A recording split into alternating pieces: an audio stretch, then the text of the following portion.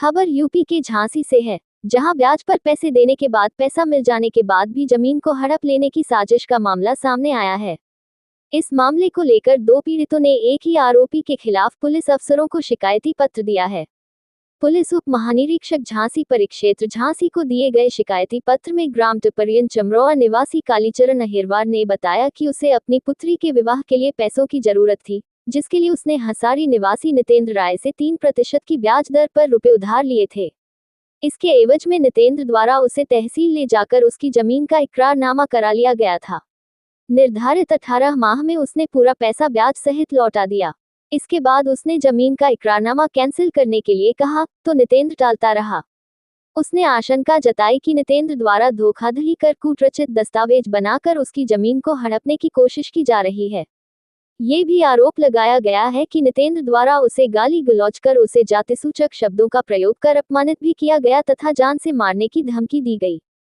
इसी प्रकार रक्सा थाना क्षेत्र के चमरौआ रामपुरा में रहने वाले अमर सिंह ने पुलिस उप महानिरीक्षक को दिए गए पत्र में बताया कि घरेलू कार्य के लिए पैसों की आवश्यकता के चलते उसके पिता ने जमीन का एग्रीमेंट नितेंद्र राय के नाम किया था।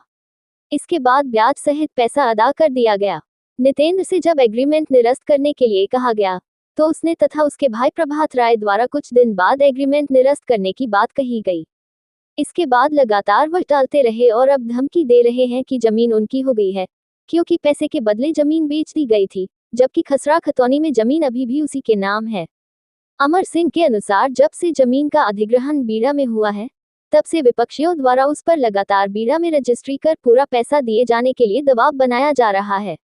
मना करने पर उसे जातिसूचक शब्दों का प्रयोग कर अपमानित करते हुए जान से मारने की धमकी दी जाती है। प्रार्थना पत्र में दोनों पीड़ितों ने न्याय किए जाने तथा जमीन की सुरक्षा किए जाने की गुहार की है। झांसी से दीप न्यूज के लिए दीपक चंदेल की रिपोर्ट।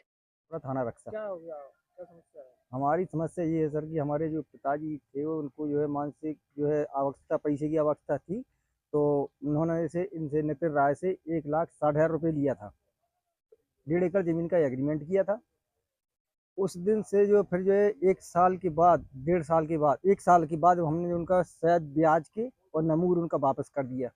उनसे एग्रीमेंट काटने की कहते रहे हम बराबर, लेकिन उन्होंने अभी तक टालते चले आ रहे बात है। हम लोग की जमीन चली गई, जा चुकी है, बीड़ा में जा रही है, तो हम लोग रजिस्ट्री करने आते हैं तो वो एप्लीकेशन लगाते हैं बस और मारने की धमकी देते हैं बस। अगर कब आपने एग्रीमेंट किया था? मेरे एग्रीमेंट को हो गए मेरे ख्याल से जो है 5 साल। अब आप क्या चाह रहे हैं? हम ये चाह रहे हैं सर कि हमारी जमीन छूट जाए, बस हमारा एग्रीमेंट काट दें, हम उनका पैसा चुका चुके हैं पूरा बस। आज आप कहाँ आए? आज हम जो है DI साहब के यहाँ आए हैं अपनी गुहार करने लिए जो है। जी मिले हैं, यही हमने उनसे कहा है। आश्वासन दिया उन्होंने? उन्होंने कहा है कि हम जांच करवाएंगे बस। अगर